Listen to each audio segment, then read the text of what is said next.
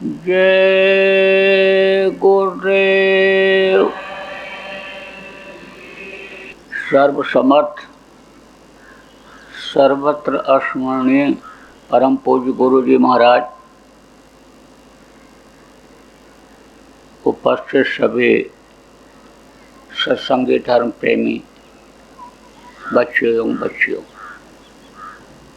गुरु महाराज की अपार दया मेहर हुई और आज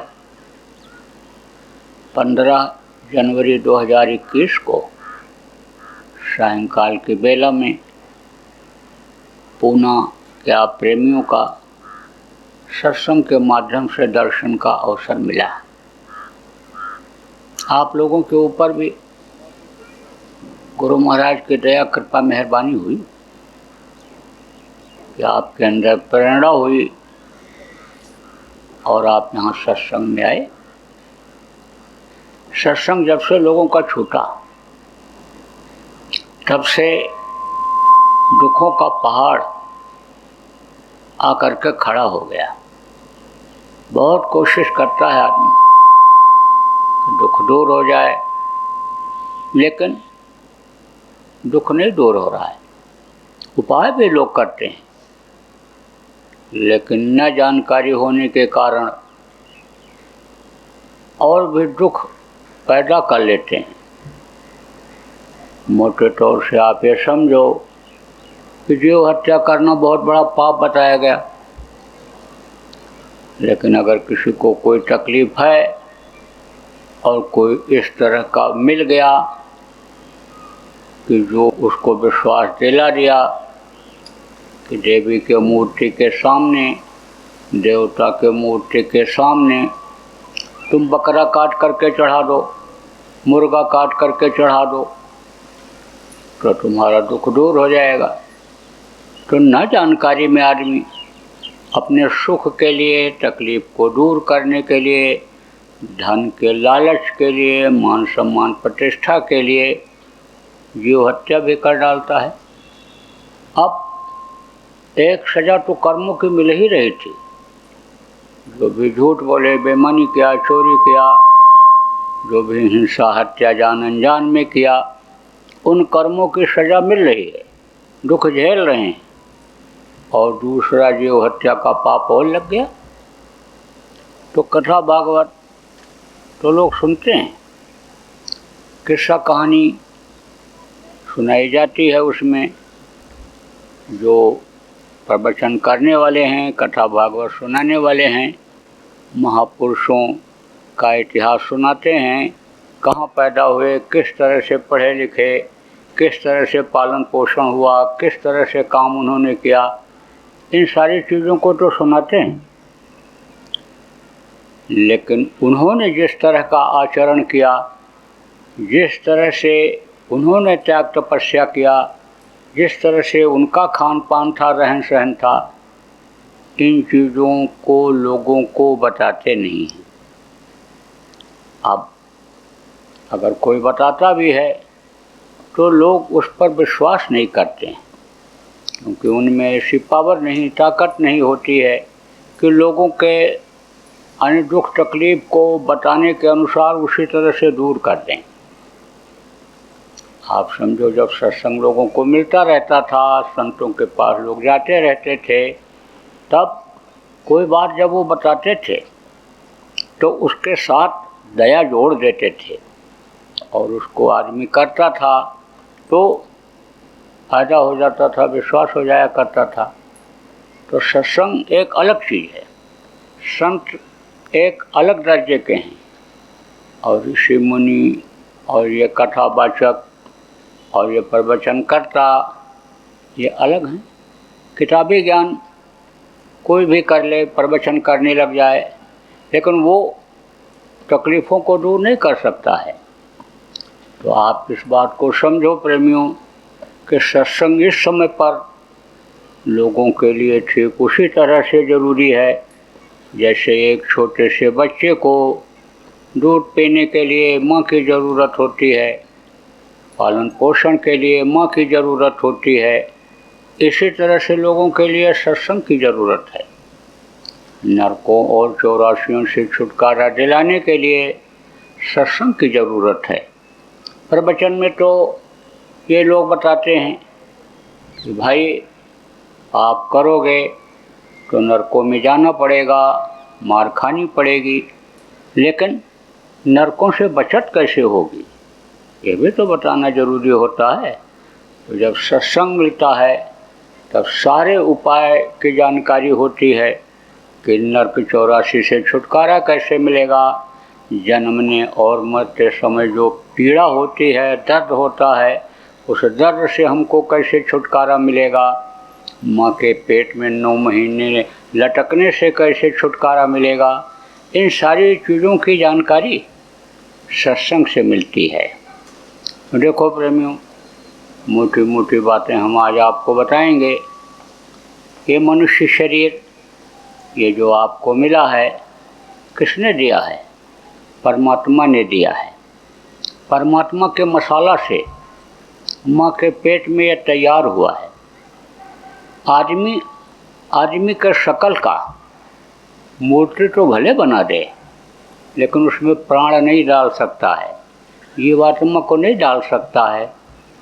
आप फिर समझो, कोई बहुत जानकार हो, डॉक्टर हो, वैज्ञानिक हो, पूछो बच्चा कैसे बनता है, कहेगा रज और बीज माँ के पेट में इकट्ठा होता है, उसी से बच्चा बनता है। लेकिन रज और बीज कैसे बनता है और किस तरह से बढ़ता है और किस तरह से यानी समझो बाहर निकलता है, इसकी जानकारी बहुत कम लोगों को है। जो संत गति की साधना करते हैं, संत के बताए रास्ते पर चलते हैं, उन लोगों को तो है, बाकी लोगों को नहीं है। तो यह मनुष्य शरीर आपको उस परमात्मा ने कुछ समय के लिए दिया है। आप ये समझो, जब सृष्टि की रचना हुई और निरंजन भगवान जीवों को मांग करके सत्पुरुष से लाए और इधर उन्होंने जब विस्तार किया, ब्रह्मा विष्णु महेश को आद्या महाशक्ति के संपर्क से बनाया और इन्होंने 33 करोड़ दुर्गा, 10 करोड़ शंभु बैराट के साथ बनाए। तो उस समय पर इनको मसाला मिला जो ऊपर से लाए थे, उसी से एक दूसरे से तो उत्पत्ति हुई मनुष्य की बनावट, यानी माँ के पेट में बना। देखो चंद्रमा ये ऊपर है और यह हवा, अग्नि, वायु और ये जो देवता कहे गए ये आकाश के नीचे हैं। सूर्य और चंद्रमा इन दोनों की अलग अलग, यानी इन दोनों का अलग अलग तासीर है, असर है। जैसे चंद्रमा ठंडा होता है और सूर्य के गर्म होता है, ऐसे ही सूर्य और चंद्रमा की गर्म और ठंड दोनों शक्ति किसमें होती है? आकाश तत्व में। 5 तत्व हैं, जल, पृथ्वी, अग्नि, वायु और आकाश। इनमें आकाश तत्व में ऋणात्मक और धनात्मक यानी निगेटिव और पॉजिटिव ये ताकत होती है। आप देखो, जब आवाज़ होती है, बादल जब लड़ते हैं आपस में तो चिंगारी निकलती है। आप देखो, जब घर्षण होता है, ये पौन चक्की लगी रहती है, पहाड़ों पर आपने आते जाते देखा होगा, घर्षण होता है तो उसमें से वो हवा चलती है, वो घर्षण से हवा चलती है और फिर उसमें से अग्नि प्रकट होती है। ऐसे ही एक दूसरे से प्रकट होते हैं। ऊपर से उतरा, आकाश में पहुंचा, वो चंद्रमा की शक्ति और सूर्य की शक्ति ये आकाश में पहुंची और वहाँ से फिर गर्मी और ठंडी जो इनका गुण है वो मनुष्य के ऊपर जब असर आया, तब औरत के अंदर रज और मनुष्य के अंदर वीर की उत्पत्ति हुई। और जब दोनों मिले तब क्या हुआ? रगड़ खाया, घर्षण जिसको कहते हैं। तो निगेटिव और पॉजिटिव जो तार होता है, ऐसे जब जोड़ो तो जब जोड़ते हैं तो चिंगारी निकलती है, घर्षण से चिंगारी निकलती है। तो उससे रज और बीज की उत्पत्ति घर्षण से हुई और फिर 6 तरह की शक्तियाँ हैं, जन्म, अष्ट, परिणामी, वृद्धि और क्षीण। ये शक्तियों का अलग अलग काम है। वो जैसे यानी उत्पत्ति हुई तैसे उन्होंने उसको इकट्ठा कर दिया, मिला दिया फट से। अलग अलग अगर रह जाए तो उसका अलग असर हो जाएगा, फिर वो शक्ति बढ़ जाएगी। लेकिन दोनों इकट्ठा हो गई तो उसकी ताकत बढ़ गई। और अस्त्र का काम क्या है? तुरंत इससे अलग अलग कर देना। प्रणामी शक्ति का काम क्या है? उसी के ऊपर माँ के पेट में थोड़ा सा जैसे वो इकट्ठा हुआ, जैसे खून इकट्ठा हो जाता है तो गांठ बन जाती है, इसी तरह से जैसे इकट्ठा हुआ तैसे उसके ऊपर पर्दा पड़ गया, झिल्ली, और फिर हवा के जरिए वो बढ़ जाता है प्रणामी शक्ति से, और क्षीर शक्ति से अंग बन जाती है। और मृत्यु शक्ति जो होती है वो माँ के पेट से बाहर निकाल देती है। माँ के चाल चलन खान पान पर करता है कि बच्चा समय से पैदा हो जाए और ठीक से माँ के पेट में पल जाए और बुद्धिमान निकल जाए। उसके लिए ये बताया जाता है कि खान पान सही रखो, जब पेट में बच्चा आ जाए तो खान पान सही रखो, चाल चलन सही रखो और ध्यान भजन सुमिरन करते रहो कि जिससे बच्चा बुद्धिमान पैदा हो।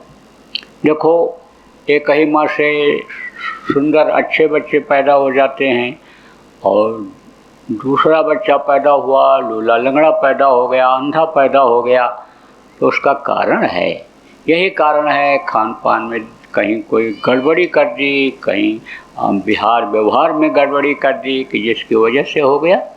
आप इस बात को समझो बच्चियों, विशेष रूप से कि जो धार्मिक भावना रखती हैं, यानी पूजा पाठ करती रहती हैं, ध्यान भजन सुमिरन करती रहती हैं, उनके बच्चे बुद्धिमान नेक पैदा होते हैं।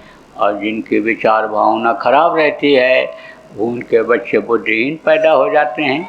उस समय के यानी बच्चे जो पेट में होते हैं वो बुद्धिहीन पैदा हो जाते हैं।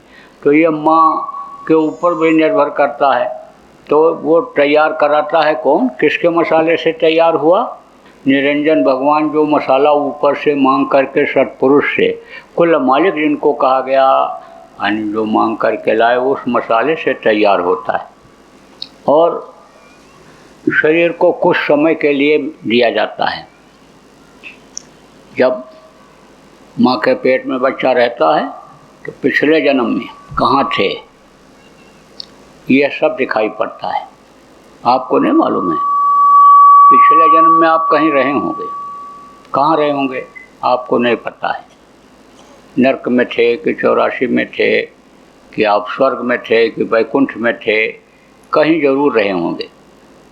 और वहाँ से फिर आप निकल करके धीरे धीरे धीरे गाय और बैल की योनि में आए। गाय और बैल की योनि के बाद मनुष्य शरीर मिल गया।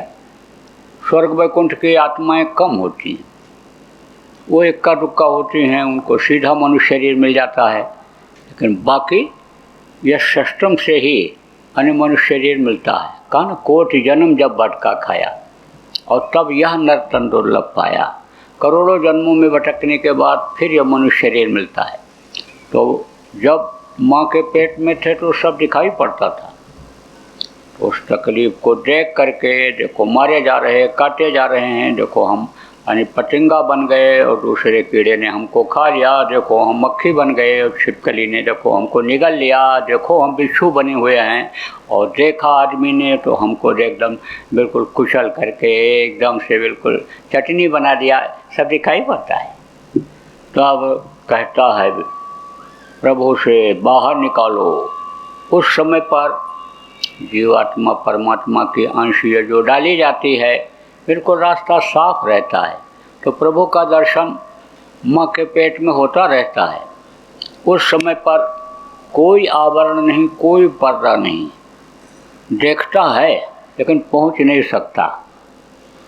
पहुँचेगा कैसे? सिस्टम से पहुँचेगा। जैसे आसमान से बूंद नीचे गिर गई तो आसमान से गिरी हुई बूंद अपने आप नहीं जा सकती है। बूंद तो भले देखे कि देखो हम आसमान से टपके हैं और देखो ये टपक रहे हैं, बूंदें गिर रही हैं, लेकिन पहुंच नहीं सकती। युक्ति मालूम हो जाए कि पहुंच जाती है, कोई जल्दी पहुंचा दे, नहीं सिस्टम से ही फिर पहुंचती है। वही बूंदें इकट्ठा हो जाती हैं, पानी बन जाता है और फिर वो पानी बहने लगता है और फिर वो नली में जाता है, फिर नदियों में जाता है, फिर समुद्र में जाता है और वहाँ पर गर्म होता है और गर्म होकर के भाप बनता है और भाप बन करके उड़ करके ऊपर जाता है तो ऊपर शीतलता है, ठंडाई है और फिर ऊपर से फिर नीचे आता है। ऐसे ही सिस्टम से ही जीवात्मा वहाँ पहुँच सकती है जो नीचे उतार दी गई। तो देखती है जीवात्मा, परमात्मा से कहती है दया करो, कृपा करो, जल्दी से तैयार करो, बाहर निकल करके हम समर्थ गुरु की तलाश करेंगे और उनसे युक्ति लेंगे, रास्ता लेंगे और हम इसको आप तक फिर से पहुंचा देंगे। तो आप ये समझो कि दया आ जाती है और वो तैयार करके और माँ के पेट से बाहर निकाल देते हैं। लेकिन ये अनेक शर्त लगा देते हैं कि इस शरीर को तुम साफ सुथरा रखना, ये तुम्हारा मानो मंदिर है, इसको गंदा मत करना, इसकी सफाई कर लेना कि जिससे इसको रोग ना हो जाए।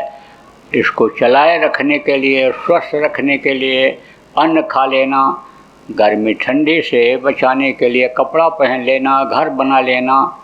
लेकिन तुम इस शरीर के लिए ही सब कुछ करने में मत लगे रहना, नहीं तो तुम्हारा समय निकल जाएगा और तुम असला काम नहीं कर पाओगे जिसके लिए तुमको ये मनुष्य शरीर दिया जा रहा है।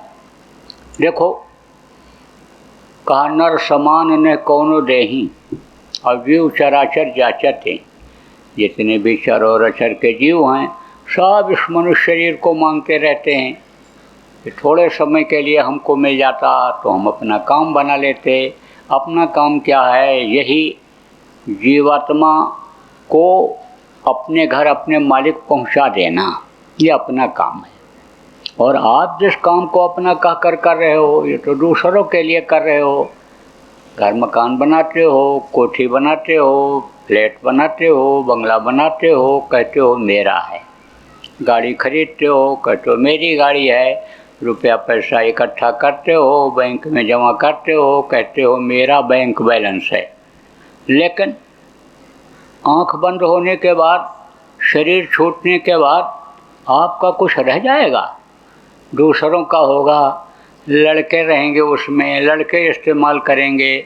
और अगर ध्यान आपने बच्चों के ऊपर नहीं दिया, लड़के नालायक निकल गए तो बेच देंगे, सब खत्म कर देंगे। वो धन दूसरे के पास चला जाएगा, वो मकान में दूसरा रहने लग जाएगा। तो आपका तो कुछ है ही नहीं, जिसको आप अपना कहते हो आपका है ही नहीं। ये शरीर भी आपका नहीं है। जब वो चाहेगा इसको खाली करा लेगा, देर नहीं लगेगी। नोटिस कोई नहीं देगा, देते भी हैं नोटिस तो बहुत थोड़े समय के लिए देते हैं। तैयारी ही न कर पाओ तब तक फिर खाली कराने के लिए आ जाते हैं। तो अब आप ये समझो कि ये देव दुर्लभ शरीर है, देवता इसके लिए तरसते हैं। तो ये इसलिए दिया जाता है कि इससे अपना काम बना लो। अपना काम क्या है? धाम अपने चलो भाई, पराये देश नहीं फंसना। ये पराया देश है, काल भगवान का देश है, माया का देश है, ये अपना देश नहीं है। इसीलिए तुम माँ के पेट में जो अंदर का दिखाई पड़ता था, देवी देवताओं का दर्शन होता था, जो ऊपर के लोग दिखाई पड़ते थे, प्रभु का दर्शन होता था, वो पैदा होते ही भूल और भ्रम का पर्दा पड़ता है, बस देखना बंद हो जाता है। बच्चा क्यों रोता है? कोई बच्चा हंसता मुस्कुराता हुआ पैदा हुआ? सब रोते हुए। क्यों रोते हैं? एक तो दर्शन होना बंद हो जाता है, प्रभु का पर्दा पड़ जाता है अंदर के आँख पर, तीसरी आँख पर, यानी दिव्य दृष्टि पर पर्दा पड़ जाता है तो देखना बंद हो जाता है, दर्शन होना बंद हो जाता है। दूसरे ये हवा, गर्म और ठंड, उसके कोमल बदन में, मुलायम बदन में जो माँ के पेट में रहा है, उस बदन में इस कदर चुभती है, मालूम पड़ता है जैसे सैकड़ों सुई कोई चुभो रहा हो। तो पर्दा पड़ते ही, फिर दर्शन बंद होते ही रोता है। और ये जो हवा और ये सब जो लगता है गर्म ठंड, इसकी वजह से अन्य बच्चा रोता है। अब आप ये समझो कि मनुष्य शरीर पाने का मतलब अगर नहीं समझ पाए तो रोते रोते ही ये ज़िंदगी ख़त्म हो जाती है। कैसे? पैदा हुए तब रोए, दूध नहीं मिला तब रोए, स्कूल जाने को हुआ तब रोए, लड़कों से स्कूल में झगड़ा हुआ तब रोए, टीचर ने कान ऐठा तब रोए, पढ़ नहीं पाए तो रोए, पढ़ लिया काम नौकरी नहीं मिली तो रोए, काम नौकरी मिल गई कर नहीं पाए ठीक से, डांट पड़ी निकाल दिए गए तो रोए, शादी नहीं हुई तो रोए, और शादी हो गई तो रो रहे हैं। रोते ही रोते ये ज़िंदगी ख़त्म हो जाती है। क्यों? क्योंकि तरीका नहीं सीख पाए कि किस तरह से रहा जाए, किस तरह से खाया जाए, किस तरह से पहना जाए, किस तरह से एक दूसरे के साथ व्यवहार किया जाए। तो देखो, सत्संग में सारी बातें बताई जाती हैं। आज मैं आपको बताऊंगा कि मनुष्य को किस तरह से रहना चाहिए, किस तरह से लोक बनाना चाहिए और किस तरह से परलोक बनाना चाहिए। देखो, लोक बनाना किसको कहते हैं? कहते हो भाई, ये अच्छा खाते हैं, अच्छा पहनते हैं, अच्छे मकान में रहते हैं, लोग इनको प्रणाम सलाम करते हैं, ऊंची कुर्सी पर ये बैठते हैं, इनका लोक बना हुआ है। परलोक बनाना किसको कहते हैं? जहाँ पर आप रहते हो ये मृत्यु लोक है। मृत्यु माने क्या होता है? बाहर कर दिया जाना। इस लोक में जितने भी लोग पैदा होते हैं सबको एक दिन बाहर कर दिया जाना होता है। इस धरती का विधान ही यही है कि जो पेड़ फलता है वो झड़ता है, जो आग जलती है वो बुझती है, और जो पैदा होता है वो मरता है। देखो, एक से एक राजा महाराजा हुए, एक से एक शेठ साहूकार हुए, एक से एक पंडित मुल्ला पुजारी हुए, लेकिन सबको जाना पड़ा। आप देखो, ऋषि मुनि योगी योगेश्वर संत सबको जाना पड़ा। अब ये जरूर रहा कि कोई जात चल पालकी, कोई बंधे जंजीर, जो जो गए बहुर नहीं आए, राजा रंक फकीर। जो भी गए वापस फिर मनुष्य शरीर में नहीं आए। जिनका शरीर छूट गया उस शरीर में कभी नहीं आए वो। और कोई मार खाते हुए गए, जंजीर में बांध करके यमराज को दूत ले गए, किसी को मारते हुए काटते हुए ले गए, और कोई आराम से चले गए। तो जो संत गति के लोग रहते हैं, आप पे समझो जब चाहते हैं शरीर को खाली कर देते हैं, आत्मा को निकाल ले जाते हैं। और जो योगी योगेश्वर होते हैं, साधक होते हैं, उनके प्राण सुषमना फोड़ करके निकलते हैं। इंगड़ा पिंगड़ा सुषमना, ये तीन प्रमुख नाड़ियाँ हैं जो शरीर को चलाती हैं। तो सुषमना जुड़ी हुई रहती है जहाँ पर ये यानी समझो गांठ है जड़ और चेतन का। जड़ और चेतन किसको कहते हैं? ये शरीर जड़ है। जड़ उसको कहते हैं जो एक जगह से आ जा न सके, उसको जड़ कहते हैं। तो ये शरीर जड़ है, इसको चेतन कौन बनाता है? जीवात्मा। जीवात्मा यहीं दोनों आँखों के बीच में बैठी हुई है, जिसको आज्ञा चक्र कहा गया, पिंडी 10वां द्वार कहा गया।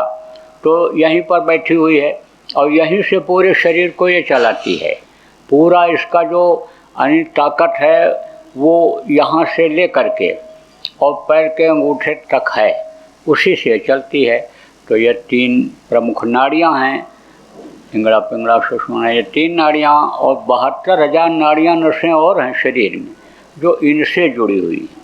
कुछ इनसे नीचे से जुड़ी हैं, यानी ये तीन यहाँ से जुड़ी हैं, और कुछ यहाँ कंठ के पास से जुड़ी हुई हैं, और कुछ नीचे उतर करके फिर वापस ऐसे लौटी हैं। तीन प्रमुख नाड़ियाँ हैं सुषुम्ना। तो सुषुम्ना फोड़ करके प्राण निकलते हैं। और जो पापी कुकर्मी जीव होते हैं उनके प्राण निकलते नहीं हैं, यमराज के दूत मार मार करके यानी समझो कि निकालते हैं और फिर कांटेदार तार में साकल में बांध करके ले जाते हैं। तो कहा कोई यानी जात चढ़ पालकी और कोई बंधे जंजीर, लेकिन सबको जाना पड़ता है। तो जहाँ से एक बार चला जाना पड़ता है, वो मृत्यु लोक कहलाता है। जिस लोक के लोग चले जाते हैं, दुनिया छोड़नी पड़ती है, जिनको जहाँ से छोड़ना पड़ता है उसको मृत्यु लोक कहते हैं। इसके ऊपर लोक है, बहुत से लोक हैं, सूर्य लोक, चंद्र लोक, शिवलोक, ब्रह्मालोक, विष्णु लोक, इनकी माता महाशक्ति लोक, इनके पिता ईश्वर लोक, ब्रह्मलोक, बार ब्रह्मलोक, महाकाल लोक, सतलोक, अलख लोक, अगम लोक, अनामी लोक, बहुत से लोक हैं। तो आप उन लोकों में भी जा सकते हो। आपके अंदर ऐसी शक्ति है, आपके अंदर ऐसा रास्ता है। तो दोनों रास्ता मैं बताऊंगा आपको। अब दोनों इसलिए बताऊंगा कि अगर वही रास्ता बता दूं कि भाई अंदर में आप जाओ, ध्यान लगाओ और अंदर में आगे बढ़ो, शब्द आपकी आत्मा को खींच लेगा, उसमें चुंबक है और खींचते चले जाओगे, तो आप उसको पसंद नहीं करोगे। क्यों? क्योंकि यह अन्न से शरीर चलता है। अन्य प्राणे कलयुगे कहा गया। पहले के युग में, सतयुग में हड्डी में प्राण थे, और त्रेता में त्वचा में थे, और द्वापर में लहू में थे प्राण, और अब कलयुग में अन्य प्राणे कलयुगे। तो कहा ना, अन्य नाचे और अन्य गावे और अन्य लड़े गढ़ कोटन थे, और तपसी तपस्या तभी करेंगे जब पेट भरेगा रोटिन से। देखो, कोई कितना गाने वाला हो बढ़िया सुरीली आवाज़ में, और खाना बंद कर दो, वो गा पाएगा? नहीं। अन्य नाचे, नाचने वाला है, भूखा है तो नाच नहीं सकता है, कमजोरी रहेगी। अन्य नाचे, अन्य गावे, अन्य लड़े गढ़ कोटन थे। जो लड़ाई लड़ते हैं, फौजियों का पेट अगर न भरा जाए तो लड़ाई नहीं लड़ सकते हैं। और तपस्वी तपस्या तभी करेंगे। ये जो तपस्या करते हैं, यानी समझो योग करते हैं, वो अष्टांग योग, हठ योग, कुंडलिनियों को जगाते हैं, प्राणायाम करते हैं, जो ये 6 चक्र हैं, खट चक्र हैं, इनको रोकते हैं, तो उनको भूख लगती है, उनको रोटी की ज़रूरत पड़ती है। क्यों? क्योंकि इसके अंदर चैतन्यता रहती है। 6 चक्र हैं, आप समझो, कंठ चक्र, हृदय चक्र, और ये नाभि चक्र, तो इंद्रिय चक्र और गुदा चक्र, ये 6 चक्र हैं। अब मान लो एक चक्र उन्होंने नीचे का रोक लिया, तो बाकी चक्रों में तो जान रहेगी, प्राण रहेंगे, तो होश रहेगा। होश रहेगा तो भूख लगेगी। मान लो टट्टी पेशाब न महसूस हो, वो चक्र रुक गया, इंद्रिय चक्र रुक गया, पेशाब न महसूस हो, लेकिन भूख तो लगेगी। आप ये समझो, जब इन 6 चक्रों के ऊपर ये जीवात्मा जहाँ बैठी है, जब ये ऊपर निकलेगी और शरीर जब ये छूटेगा, यानी ऊपर जीवात्मा जाएगी, तब भूख प्यास नहीं लगेगी। फिर तो ऊपर के रस से ये जिंदा रहेगी। ऊपरी लोगों का रस अलग है, वो शब्द का रस अलग है, वो सूक्ष्म शरीर, कारण शरीर, लिंग शरीर, ये शरीर अलग अलग हैं। और एक शरीर से जब निकलती है तो लिंग शरीर में जाती है, फिर सूक्ष्म में जाती है, फिर कारण में जाती है, तो इनका खुराक बदलता जाता है। लिंग शरीर का खुराक सुगंधी है, स्थूल शरीर का ये अनाज है, अन्न है, और लिंग शरीर का आप समझो खुशबू है, और सूक्ष्म शरीर का प्रकाश है, रोशनी, कारण शरीर का आवाज़ है। ये इनका भोजन है जीवात्मा का, तो वो भोजन इसको मिलता जाता है, तब यह शरीर भूला हुआ रहता है। लेकिन ऋषि मुनि जो होते हैं, उनको रोटी की ज़रूरत पड़ती है, और वो तपस्या तभी कर सकते हैं कि जब अन्न उनको मिलेगा। अभी आप इतने लोग बैठे हो, अब कह दिया जाए कि भगवान से तुमको मिलवा दिया जा रहा है, तो भगवान तुम्हारे साथ 24 घंटा रहेंगे, लेकिन खाने को नहीं मिलेगा। तो कहोगे, भगवान से कहो पहले पेट भरें, तब भगवान भी हमको अच्छे लगेंगे। कह दिया जाए उठ बैठ नहीं सकते हो, पड़े रहोगे चारपाई पर, लेकिन विष्णु भगवान पंखा झलते रहेंगे। कहोगे भगवान से कह दो हमको ठीक कर दें, हम चलने फिरने लायक हो जाएं, हमारा हाथ पैर काम करने लायक हो जाए, फिर तो हम भगवान की ही सेवा करेंगे। भगवान से हमको सेवा नहीं करानी है। कह दिया जाए तुम्हारा अपमान हो जाएगा, निंदा हो जाएगी, बेइज्जती कर दी जाएगी, तो कहोगे इज्जत के लिए ही तो अच्छा कपड़ा पहनते हैं, अच्छा घर बनाते हैं, रुपया पैसा इकट्ठा करते हैं, ऊंची कुर्सी खोजते हैं, ऊंचा वादा खोजते हैं, इज्जत के लिए ही। तो इज्जत ही न रहेगी तो फिर भगवान लेकर हम क्या करेंगे? भगवान से ही कहो हमको बेइज्जत न करें, इज्जत हमारी बरकरार रखें। तो ये भी ज़रूरी है। आप ये समझो क्यों? क्योंकि मनुष्य शरीर धारण करने की वजह से और इस लोक में आने की वजह से इन चीज़ों की ज़रूरत है आपको।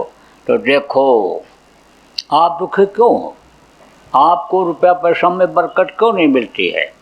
आप शरीर से स्वस्थ क्यों नहीं रहते हो? आपके यहाँ लड़ाई झगड़ा क्यों होता रहता है? आए दिन लड़ाई होती रहती है। अभी पूछा जाए कि ऐसे वीर हो इसमें कोई कि जिनके यहाँ साल भर के अंदर कोई लड़ाई झगड़ा नहीं हुआ हो घर में, तो कोई नहीं हाथ उठाओगे।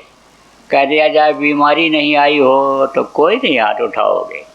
और कुछ घर तो ऐसे हैं जिनमें कोई न कोई बीमार ही रहता है, जिसमें लड़ाई झगड़ा कुछ कुछ होता ही रहता है।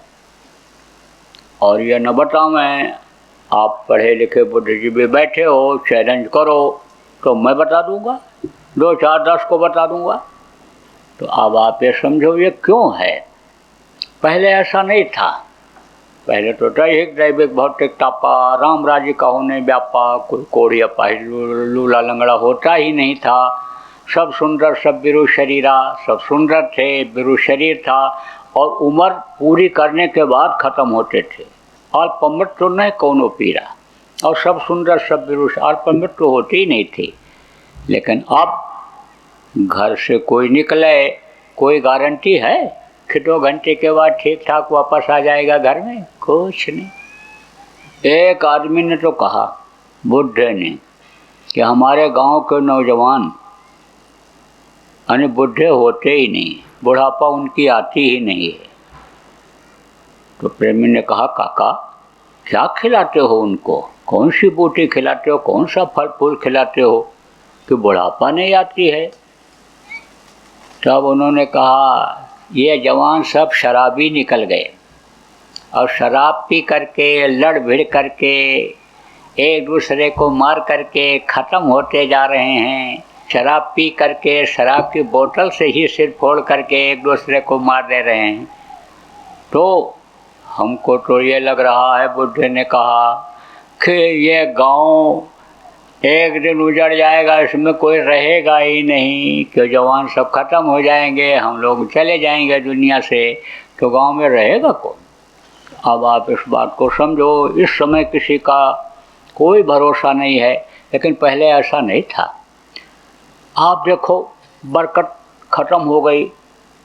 आदमी बहुत कमाता है लेकिन पूरा नहीं पड़ता है, चाहे छोटा आदमी हो, चाहे बड़ा आदमी हो, चाहे मध्यम श्रेणी का जिनको आप कहते हो, लेकिन सब के सब लोग परेशान हैं। तो बीमारियां साथ नहीं छोड़ रही, लड़ाई झगड़ा साथ नहीं छोड़ रहा है, बरकत हो नहीं रही है, ईश्वर को, भगवान को लोग भूलते चले जा रहे हैं। आदमी यही सोचता है कि मैं करूँगा तभी होगा, जबकि पहले उस पर लोग विश्वास करते थे जो पैदा होने के पहले माँ के स्तन में दूध भर दिया करता था। दूसरे के धन को दूध भर दिया करता है, कौन भरता है? भगवान परमात्मा पैदा होने से पहले माँ के स्तन में भर देता है। अब उस पर कोई विश्वास कर रहा है? आप समझो, करता वही है, देता वही। अजगर करे न चाकरी, पंछी करे न काम, दास मलूका कहे गए, सबके दास, सबको वही देता है। लेकिन आदमी कहता है मैं कर रहा हूँ, मैं दे रहा हूँ, मैं कमाऊँगा, मैं ऐसा करूँगा तब तरक्की होगी। जस अपजस विधि हाथ, यह सब उसके हाथ में है। लेकिन आदमी खुद आगे बढ़ रहा है, उसके नियम के खिलाफ काम कर रहा है। मशीन पर देखो तो लोगों को विश्वास हो जा रहा है। मशीनें ये दुनिया की किसने बनाई हैं? सारी मशीनों को आदमी ने ही बनाया है। और आदमी को किसने बनाया है? परमात्मा ने। परमात्मा के बनाए हुए आदमी पर से लोगों का विश्वास खत्म होता जा रहा है, जबकि आदमी के ऊपर बहुत विश्वास होता था। आदमी कोई कुछ कह देता था तो पूरी जिंदगी निभाता था। पानी ऐसे हाथ में ले करके और दूसरे को दे देता, कहता ये मकान आपका हो गया, ये ज़मीन आपकी हो गई, यह कन्या, यह लड़की हमारी आवाज़ से आपकी हो गई। दूसरे के धन को लोग जहर से जहर मानते थे। दूसरे की माँ बहन को अपनी माँ और बहन की तरह से समझा करते थे। लेकिन अब इस समय पर तो बिल्कुल उल्टा हो गया। इस समय पर तो भगवान का नाम भी लेते, राम राम जपना, पराया माल अपना। तो अब आप ये समझो कहाँ से शांति मिलेगी, कहाँ से सुख मिलेगा। गरीबी को आप कहते हो, इनको जिनको गरीब कहते हो उनमें नहीं थी पहले के समय में। खाते तो थे मोटा, पहनते तो थे मोटा, रहते थे साधारण, लेकिन गरीब से गरीब घर की औरतों के शरीर पर 2-2 किलो चांदी, 1-1 पाव सोना हुआ करता था। पैर में जूते चप्पल भले न रहते हों, किसी के आगे हाथ नहीं फैलाते थे। कहते थे मर जाऊं मांगू नहीं, अपने तन के काज। दूसरे के आगे हाथ फैलाने में छोटा समझते थे।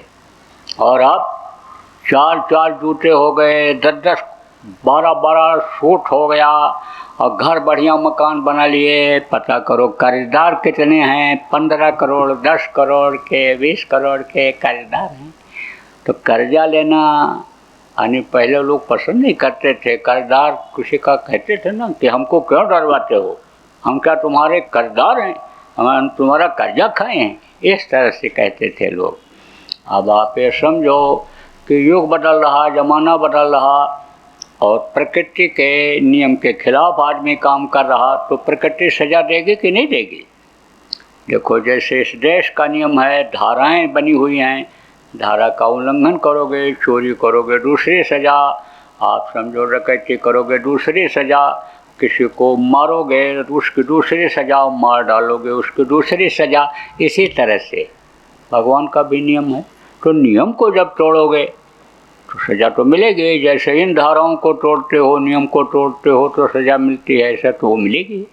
तो भाई सज़ा से बचाने के लिए अन्य उपाय आपको मैं बताता हूँ।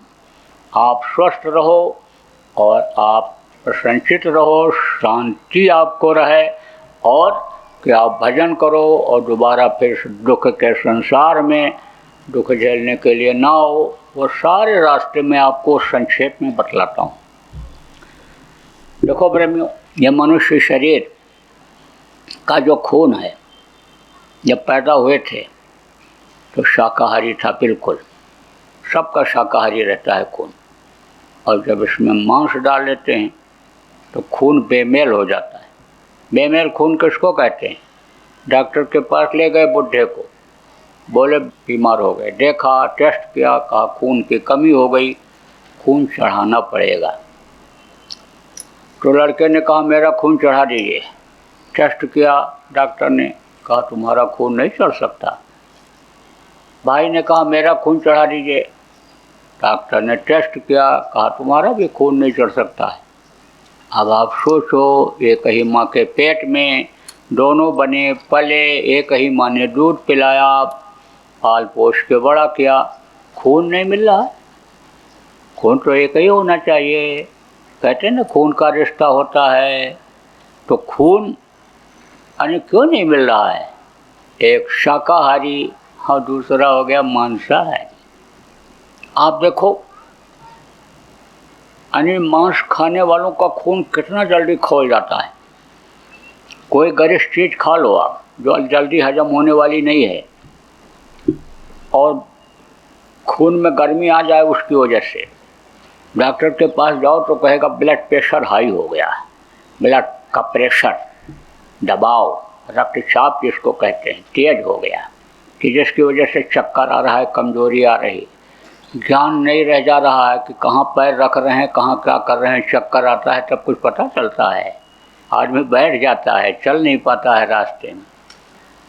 तो यानी उसमें गर्मी है। किसमें? मिर्च मसाला, ये गरिष्ठ चीज़ें हैं, उसमें गर्मी आती है। और मांस की गर्मी तेज होती है।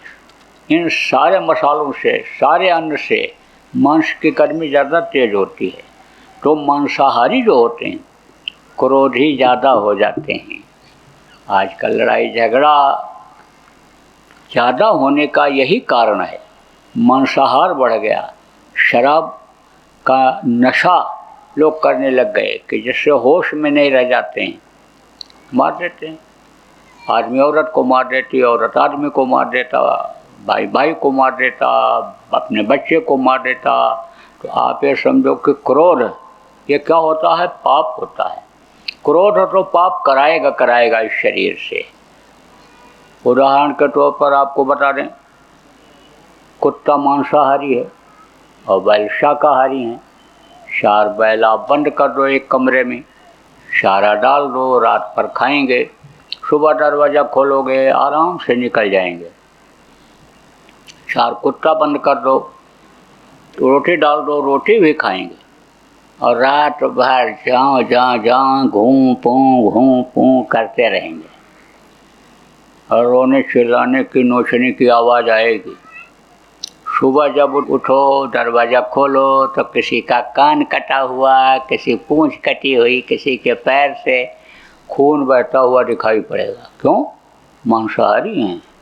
क्रोध ज़्यादा आता है और क्रोध क्या करता है? विनाश करता है। भाई शाकाहार अपनाओ, मांस को त्यागो, किसी भी पशु पक्षी का मांस मत खाओ।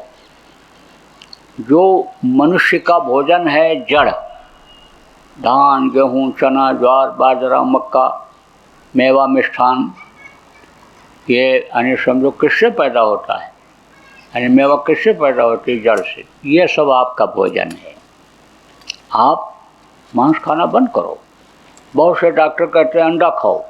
उनको अगर कहो कि मुर्गी का पेशाब पियोगे, मुर्गी का संडास बीट यानी खाओगे, तो थप्पड़ मारेगा डॉक्टर, थप्पड़ मार के भगा देगा।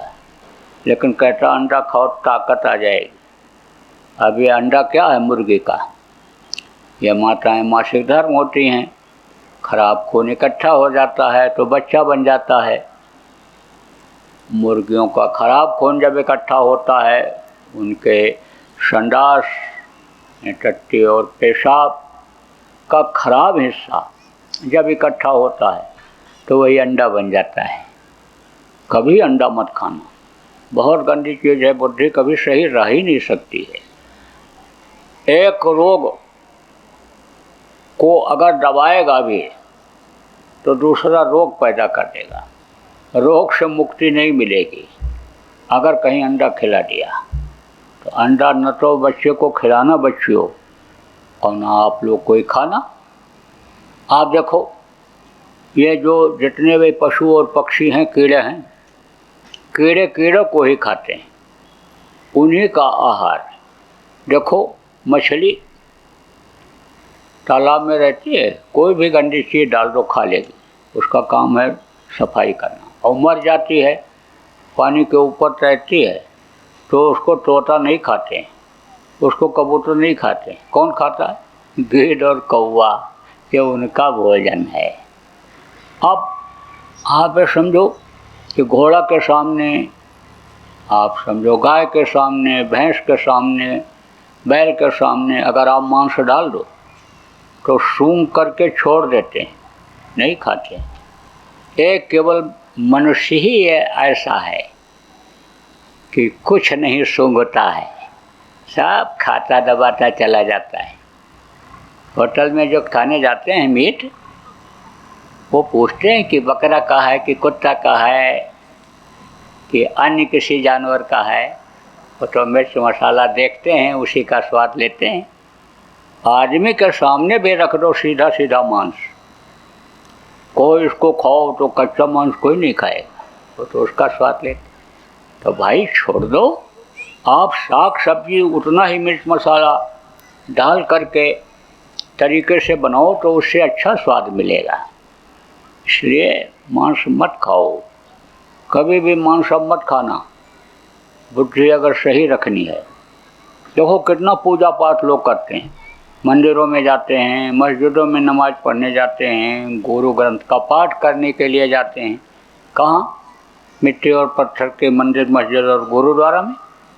उसमें ले जाओ आप, मुर्दा मांस डाल दो, तो वही लोग जो जाते हैं नहीं जाएंगे, कहेंगे जगह गंदी हो गई। तो कितना भी तीर्थ कर लो, कितना भी व्रत रह लो, कितना भी अनुष्ठान कर लो, कितना भी देवी देवताओं का दर्शन कर लो, लेकिन ये मानो मंदिर अगर अंदर से गंदा रहेगा तो मन भी आपका गंदा रहेगा। मन वही तो है, अंदर में ही है मन। तो गंदे जगह पर जो रहता है वो गंदा ही रहता है। कालिख लगी हुई कोठरी है, कितनी भी सफाई से उसमें रहो, लेकिन कालिख लग ही जाएगी। तो मन जब गंदा रहेगा तो जहाँ मन लगेगा, समझो वहीं तो कामयाबी मिलेगी। तो मन तो भगवान की तरफ लगेगा ही नहीं लगेगा। खाली बस चले जाओ और बस आरती पूजा करके चले आओ, फल कैसे मिलेगा? मन कहाँ रहेगा? बाहर गए ना, फूल पत्ते लेकर के थाली में रख करके, चिराग जला करके, चिराग रख करके आरती करने के लिए जब वहाँ पहुँचे मूर्ति के सामने, तब सोचे अरे भाई ये जो नई वाली चप्पल मैं पहन करके आ गया, तो कहीं ऐसा ना हो कि चोर ले जाए उठा करके चप्पल, पुरानी पहन कर आना चाहिए। अब मन कहाँ लग गया? चप्पल में। तो मूर्ति के सामने फूल पत्ती चढ़ा करके स्तुति करने के लिए खड़े हुए, बोले तमेव माता च पिता तमेव। तब तक मन लग गया उधर चप्पल में। तो चप्पल को देख करके कहते हैं तमेव बंधु च सखा तमेव। फिर बोले भाई मैं चप्पल देख रहा हूँ, मूर्ति को देखना चाहिए, फिर घूमे आगे तमेव विद्या सदमणम तमेव। तब तक फिर मन लग गया चप्पल में। चप्पल को देख कर बोले तमेव सर्वम मम देव देवा। तो चप्पल को जब प्रणाम करोगे, देवों का देव बनाओगे, तो कहाँ से फल मिलेगा? इसलिए अंतःकरण को गंदा मत करो, हुजरे को गंदा मत करो। देखो कहा दिल का हुजरा साफ कर, जाना के आने के लिए, और ख्याल गैरों का हटा उसको बिठाने के लिए। यहाँ पर फ़कीर ने कहा कि अल्लाह अल्लाह का मज़ा मुर्शिद के मैं खाने में है, और दोनों आलम की हकीकत एक पैमाने में है। ना खुदा मंदिर में देखा, ना खुदा मस्जिद में है। और शेख जी रिंदों से पूछो दिल की आशा नहीं, इसी में मिलता है, जिसको मिला इसी में मिला। ज्यों तिल माही तेल है, क्यों चकमक में आग, तेरा साईं तुझ में जान सके सो जान। कबीर साहब ने कहा ना कि इसी में मिलता है। फ़कीर ने कहा इसी में मिलता है। आज तक देखा तो इसी मनुष्य शरीर में ही परमात्मा को देखा जिसने देखा। शरीर छूटने के बाद न तो किसी को मिला, न स्वप्न में भी आपको मिलेगा। तो अब आप ये समझो, जब हुजरा गंदा रहेगा तो कहाँ से बैठेगा? देखो साफ सुथरी जगह थी और यहाँ पर लोगों ने बिछा दिया, तो आप आकर के बैठ गए। और कूड़ा करकट पड़ा होता, गंदगी पड़ी होती, तो आप बैठते? ऐसे ही कैसे अपेक्षा करते हो, उम्मीद करते हो कि हमारे गंदे अंतःकरण में आकर के वो बैठेगा? उसका दर्शन हमको कैसे मिलेगा? दर्शन मिलेगा कैसे मिलेगा? इसलिए इसको साफ सुथरा रखो। आप मानो मंदिर को साफ सुथरा रखो। और देखो बच्चों और बच्चियों, थोड़ा कम खाओ, दबा के खा लेते हो। अब पेट में दर्द होता है, डॉक्टर के पास पहुंचते हो, तो बस ऑपरेशन ही बताता है। चाहे ज़मीन बेच के दो, चाहे गहना बेच करके दो, ऐसा डर रहा है कि जब बस जान जाने ही वाली है, जल्दी करो। तो जान बचाने के लिए तो बेच ही देते हो। और एक बार ऑपरेशन करा लिया तो कोई गारंटी नहीं है कि दोबारा फिर ऑपरेशन न कराना पड़े। दोबारा जाओगे फिर ऑपरेशन, तिबारा जाओगे फिर ऑपरेशन। एक आदमी तो थक गया ऑपरेशन कराते कराते, बोला डॉक्टर साहब अब की बार ऑपरेशन करने के बाद सिलाई मत करना, टाँका मत लगाना, चैन लगा देना, चैन या तो बटन लगा देना। क्योंकि जब फिर आऊँगा तब फिर ऑपरेशन करोगे, तब फिर काट पीट करोगे, फिर टाका लगाओगे, पकेगा, पट्टी कराने आना पड़ेगा, तो बटन खोल के आराम से कर देना। आप देखो, जैसा मैंने बताया कि 72 प्रकार के नशे हैं। कुछ नशे ऐसे हैं शरीर कि जिनको डॉक्टर भी नहीं देख पाता है, और वो कर जाते हैं तो सिस्टम बिगड़ जाता है। इसलिए बचना चाहिए ऑपरेशन से, ज़्यादा से ज़्यादा बचने की कोशिश करना चाहिए। और अगर कम खाओगे तो रोग होगा ही नहीं।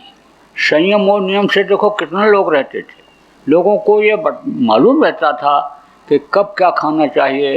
देखो ये 2 श्वास हैं, ये दाहिने नाक और बाएं नाक का, ये और दाहिना नाक का श्वास जब चले तब बैठ लोग कहते हैं तब खाना खाओ, अंदर से मांग रहा है, मशीन तब मांग रही है तब डालो।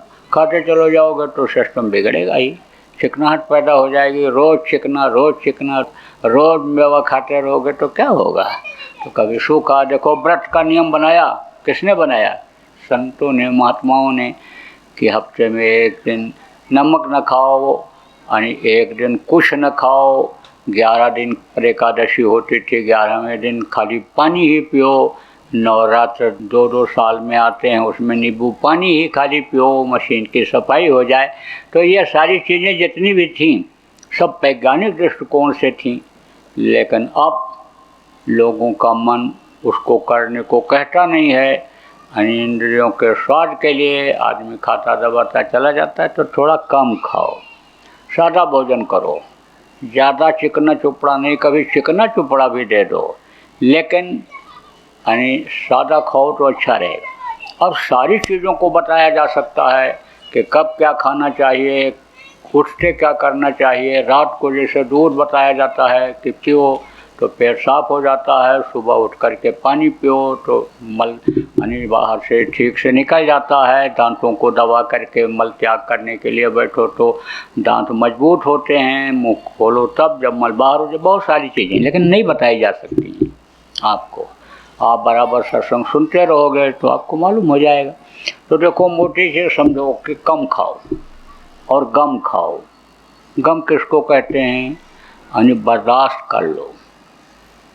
कोई कितना भी समझ लो कि अकड़ के चलता हो तो उसका पैर छू लो, क्रोध में है पैर छू लो, और पैर पकड़े रहो, उठो ना तो झुक के उठाएगा। एक बुढ़े ने कहा हम किसी से नहीं डरते हैं। तो नौजवान बैठा था बगल में, तो कहा कि वो भैया साहब, बाबू साहब, उनके पास बंदूक है, वो तुमको अभी नाराज हो जाए तो शूट कर दें, गोली मार दें। अरे उनके पास 2 नली की है, हमारे पास 10 नली की बंदूक है। काका 10 नली की बंदूक? न कभी देखा न सुना, 10 नली की बंदूक कैसी होती है? अरे है, हमेशा साथ रखता हूँ। काका तुम तो बनियान भी नहीं पहने हो, खाली धोती पहने बैठे हो, तो कहाँ रखे हो 10 नली की बंदूक, बताओ तो। अरे है। अरे काका बता दो काका। तब कहा देखो, 1 नली, 2 नली, 3 नली, 4 नली और 5 नली। 5 नली ये और 5 नली ये। 10 नली जब ऐसे दिखाता हूँ, ऐसे जिसको भी दिखा देता हूँ 10 नली, उसी का सिर झुक जाता है हमारे सामने, वही हमारा अपना हो जाता है। कहा गया ना, लघुता से प्रभुता मिले और प्रभुता से प्रभु ढोल, और चीटी चावल ले चली हाथी मस्तक ढोल। आप देखो ये डूब पर आप बैठे हुए हो, कितनी छोटी है ये डूब हमेशा ऐसे ही रहेगी। कितनी भी गर्मी पड़े, कितनी भी ठंडी पड़े, कितनी भी बरसात हो, बस थोड़ा बहुत असर इस पर पड़ेगा। और बड़ी बड़ी जितनी घास हैं, आप समझो जब गर्मी आएगी तो ये सब सूख करके राख हो जाएंगे। इसलिए कहा गया बड़ा भया तो क्या भया, जैसे पेड़ खजूर और पंछी को छाया नहीं, फल ला गया थे दूर। खजूर कहा कि पेड़ इतना ऊंचा, और फल कहाँ लग रहा है कि जल्दी मिले ही नहीं जब तक नीचे न गिरे, और पंछी तक को भी छाया नहीं उसके पत्ते की। तो इतना बड़ा होने से क्या मतलब है? वो था ना, एक आदमी सोचा व्यापार करें, तो समझदार तो था, बुद्धिमान तो था, व्यापार संचालक था, कहा घूम करके देखें किस चीज़ की बिक्री ज़्यादा हो रही है। तो बढ़िया बढ़िया पक्षी पिंजरे में बंद करके और एक आदमी वहाँ बेच रहा था, ले जा रहे थे लोग पालने के लिए। तो उसने कहा कि पंछी बहुत बिक रहे हैं, हम भी पंछी ही बेचने का काम करेंगे। लेकिन कहते हैं ना कि ज़्यादा चंड चालाकी जिसकी होती है वो ज़्यादा धोखा खाता है। एक वो होते हैं ना कौवा, तो कौवा बहुत होशियार होता है। कौवा देखते ही नज़र पहचान जाता है कि ये देख रहा है तो कहीं ऐसा ना हो हमला कर दे हमारे ऊपर। उपदेश कर रहा था बुढ़ा कौवा अपने बच्चों को कि अगर कोई पानी तुमको देखे और नीचे से पत्थर उठाने लगे तो कैसे तुम भाग जाना। तो उसने कहा और अगर जेब में रख कर के लावे तब, तो बोले जा तुझको कोई नहीं मार पाएगा। बहुत होशियार। लेकिन सुबह सुबह उठ करके क्या खाता है, जो आप बाहर करके आते हो खारिज करके मल जिसको खाता है। तो आप समझो बुद्धिमान तो था, तार्किक था, तो कहा कि हम छोटी छोटी चिड़िया नहीं बेचेंगे, हम बड़ी चिड़िया पकड़ करके लाएं। अब हो गया सारस और चला गया बगुला, बड़े बड़े सफ़ेद बढ़िया पकड़ करके लाया और वहीं बाज़ार में वहीं रख दिया। देख देख के लोग चले गए, एक कोई नहीं खरीदा। जब शाम हुई तो उसके ऊपर से मिट्टी डालने लगा, धूल डालने लगा। तो कहा कि एक आदमी ने कहा भाई इसके ऊपर धूल क्यों डाल रहे हो। कहा इसके बड़प्पन पर धूल डाल रहा हूँ, इसके बड़प्पन पर धूल डाल रहा हूँ। ऐसे ही बड़ा हुआ दूसरों के काम अगर ना आया तो किस बात के लिए बड़ा। आप समझो कि 10 रुपया का भी वो बिक करके और उसको रोटी नहीं खिला सका तो उसके बड़प्पन से क्या फ़ायदा। छोटे बन जाओगे, सब प्यार करने लगेंगे। जैसे डूब खूब की खूब और घास जल जाएंगे, डूब खूब की खूब। तो आप ये समझो कि छोटे बन जाओ तो लड़ाई झगड़ा नहीं होगा, कोर्ट कचहरी में नहीं जाना पड़ेगा, थाना पुलिस के पास नहीं, थाना में नहीं जाना पड़ेगा, पुलिस के कस्टडी में नहीं आना पड़ेगा। और देखो बरकत कैसे मिलेगी। बरकत मिलेगी मेहनत और ईमानदारी की कमाई से। अगर गलत ढंग से कमा करके लाओगे तो लक्ष्मी चली जाएंगे। चोर चुरा करके लाता है और पूछो कि कितना चोरी किया, कहेगा 2 करोड़ का। और है तेरे पास कितना, कुछ नहीं। जिंदगी में कितना चोरी किया होगा, करोड़ों रुपए के, और तेरे पास है कितना, अरे कुछ नहीं है, होता तो चोरी क्यों करते। खिसक जाती हैं। लेकिन जब पसीना बहा करके लाते हैं, मेहनत करके लाते हैं, आदर सम्मान के साथ लाते हैं, तब लक्ष्मी कम नहीं होती हैं। आप ये समझो कि सोहनलाल दुग्गल हुआ एक दानी, दान करता था, रहता नहीं था उसके पास, लेकिन दान करने के टाइम पर आ जाता था। लेकिन जब वो दान करता तो सिर को ऐसे नीचे किए रहता था, ऐसे, और उठा उठा करके ऐसे देता जाता।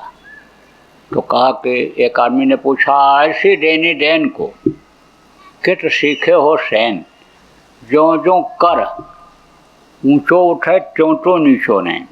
यानी ये देनी तुमने कहाँ से सीखी कि ऐसे उठा करके जब देते हो हाथ तो हाथ तो ऊपर जाता है लेकिन सिर तुम्हारा नीचे होता जाता है।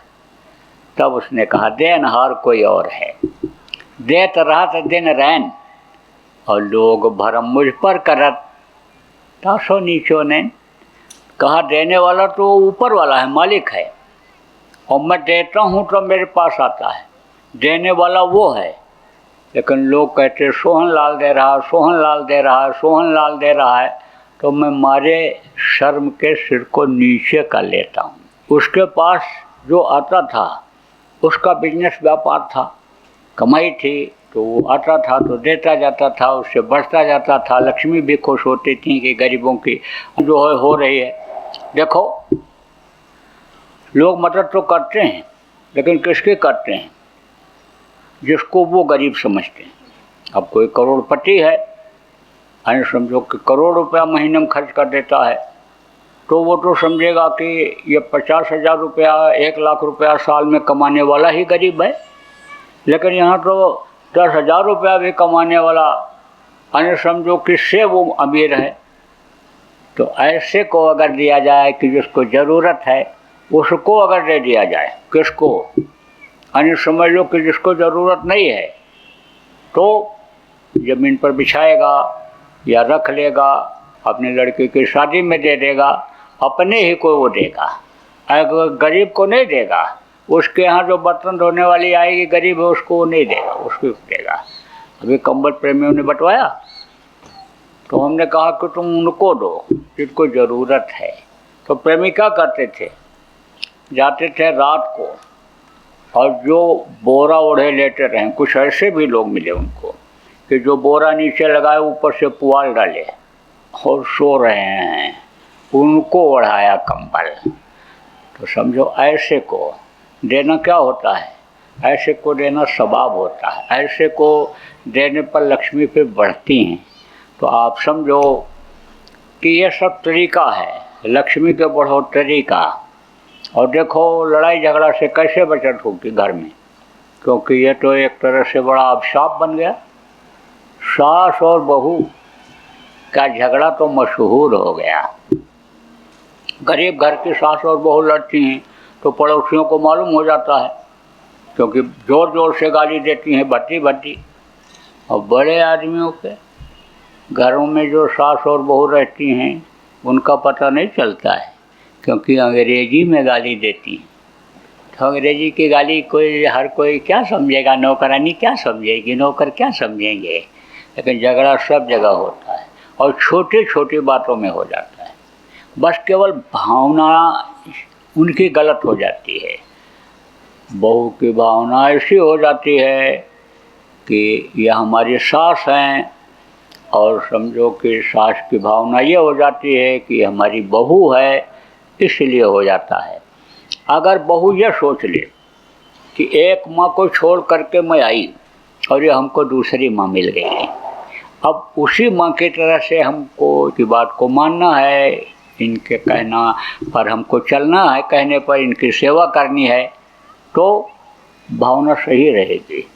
और अगर सास ये सोच ले कि भाई मैंने अपनी लड़की को दूसरे को दे दिया और दूसरे ने मुझको लड़की दे दिया, तो इसको हम अपनी लड़की की तरह से समझें, तो फिर भावना सही रहेगी और फिर लड़ाई झगड़ा नहीं होगा।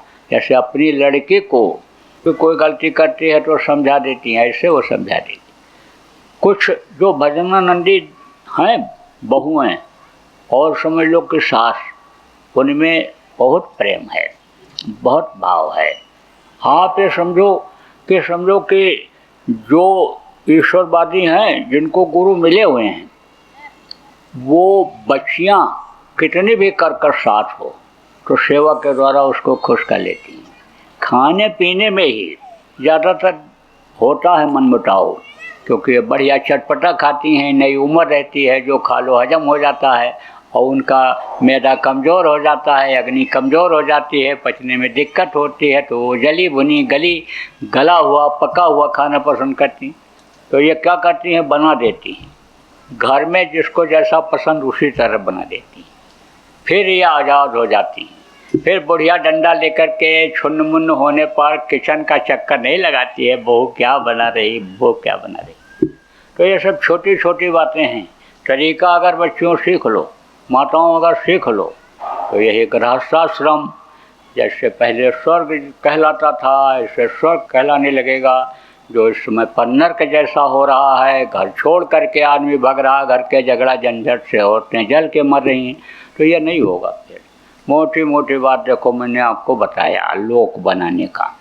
अब परलोक बनाने का तरीका आपको बताऊंगा। आप घर में बैठ करके ही ऊपरी लोकों में जा सकते हो। आपको न घर छोड़ना है, न जमीन जायदाद छोड़नी है, न बाल बच्चों को छोड़ना है। गृहस्थ आश्रम में ही आप देवी देवताओं का दर्शन कर सकते हो।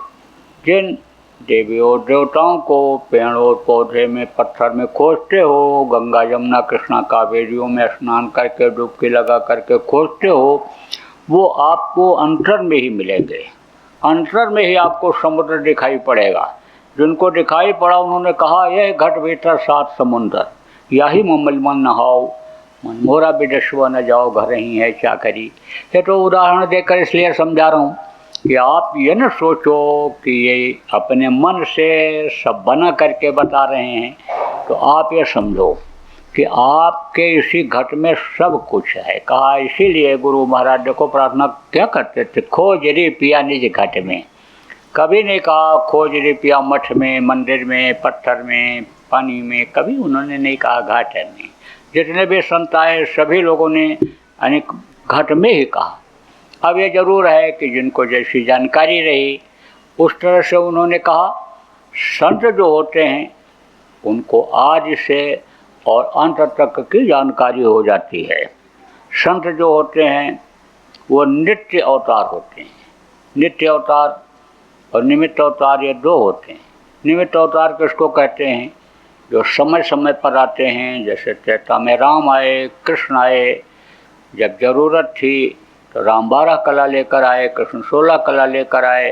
आपके देखो बुद्ध आए, महावीर आए, आप देखो मुसलमानों में मोहम्मद आए, ईसा आए। ये कौन थे? ये निमित्त अवतार थे, यानी उस समय जब ज़रूरत थी तब आए। लेकिन संत हमेशा इस धरती पर रहते हैं। कभी गुप्त रूप में रहते हैं, ज़रूरत पड़ती है तो प्रकट रूप में आ जाते हैं। और जब अत्याचार, पापाचार, दुराचार कम रहता है तब एक जगह बैठे संभाल करते रहते हैं।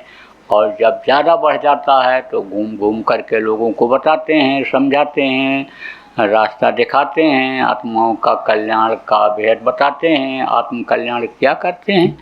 तो संत हमेशा इस धरती पर रहे। घेरे बदरिया पाप की और बरस दई अंगार, और संत न होते जगत में जल मरता संसार हमेशा रहे। लेकिन आप ये समझो पिछले युगों में जब थे तब वो गुप्त रहे, भेद उनका कोई जान ही नहीं पाया। जिसको उन्होंने एहसास कराया, भेद अपना कुछ दिया, उन्हीं को पता चला।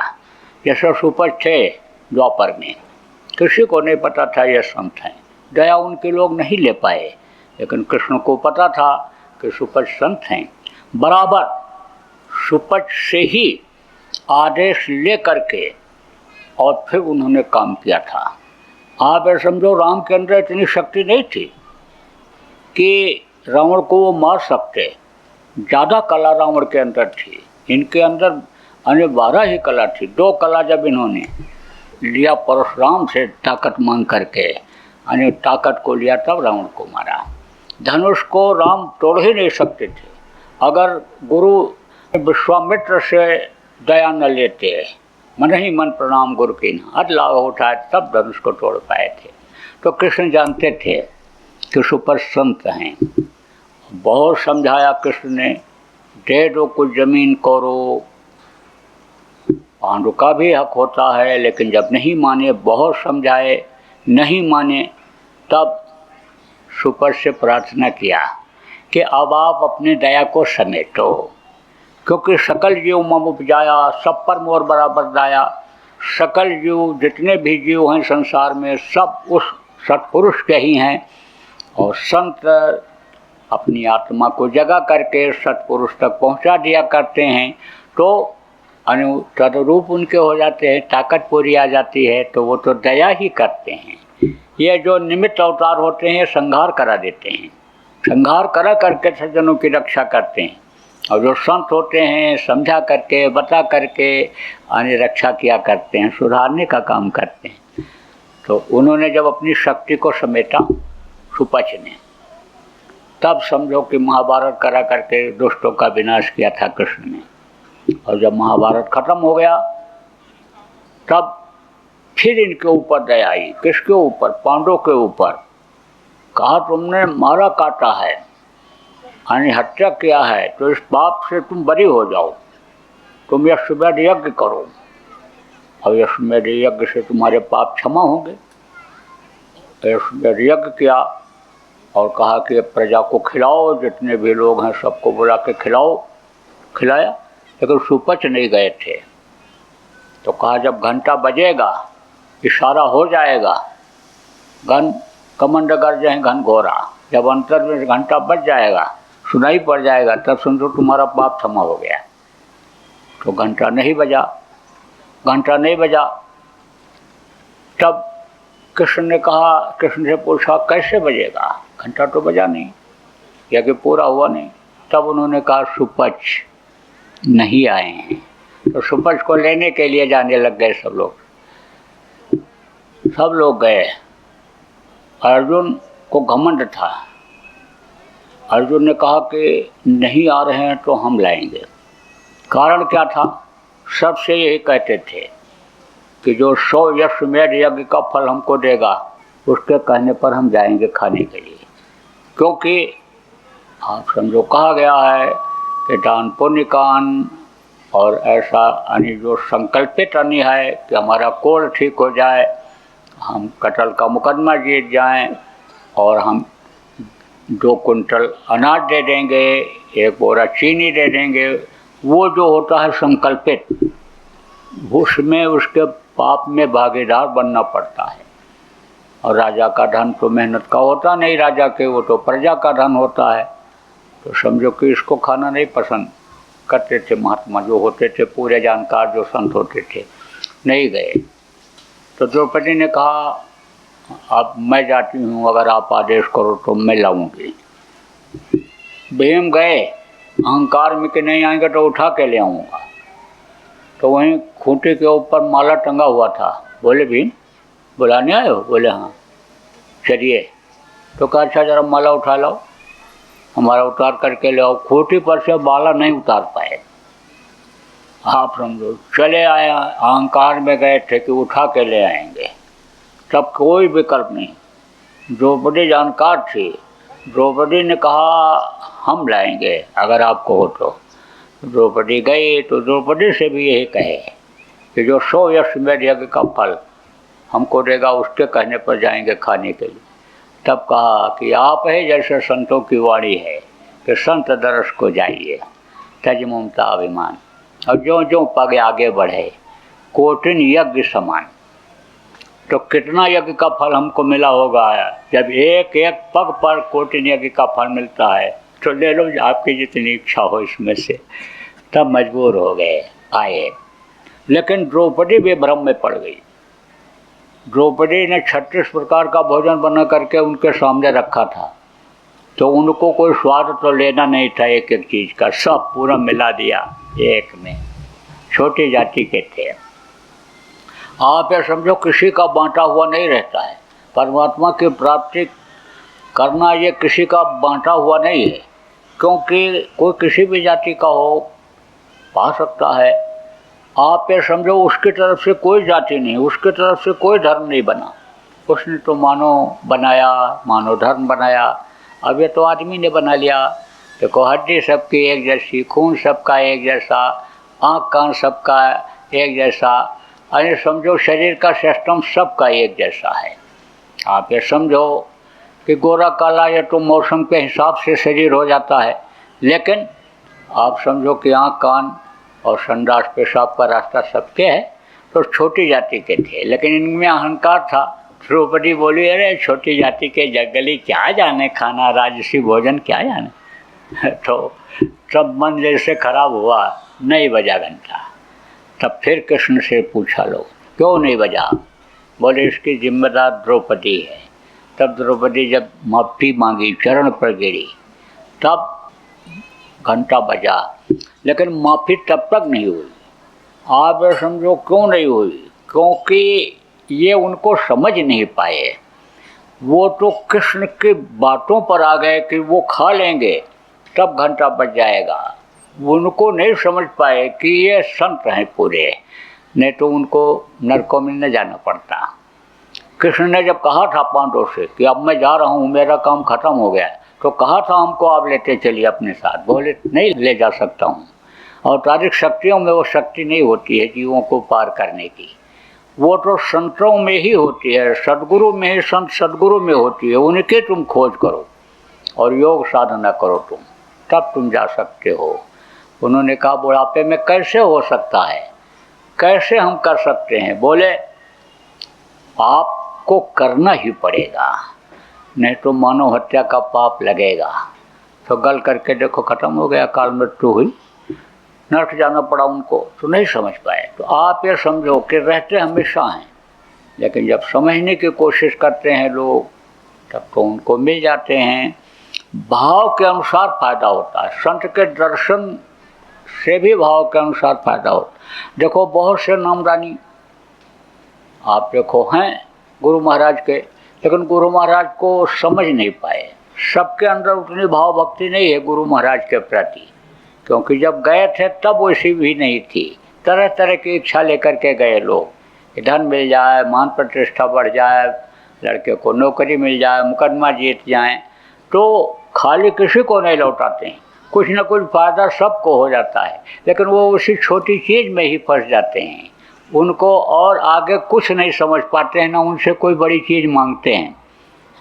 अब बड़ी चीज़ और छोटी चीज़ किसको कहते हैं? छोटी चीज़ें ये जो कपड़ा है, खाना है, मकान है, ये चीज़ें आप मांगते हो। बड़ी चीज़ कौन है? वो परमात्मा मालिक खुद है, जो दुनिया को बनाया, दुनिया की चीज़ों को आप चाहते हो, और दुनिया बनाने वाला अगर मिल जाए तो फिर आपको फिर छोटी चीज़ें के लिए दौड़ना पड़ेगा, वो तो अपने आप देगा। कि संत हमेशा रहते हैं। अब संत जब मिल जाते हैं तब ये भेद खोल देते हैं, मनुष्य शरीर पाने का भेद खोल देते हैं और रास्ता बता देते हैं परलोक बनाने का। तो गुरु महाराज पूरे संत थे, और आप गुरु महाराज के बहुत से इसमें भक्त बैठे हो, गुरु महाराज का नामदानी बैठे हो।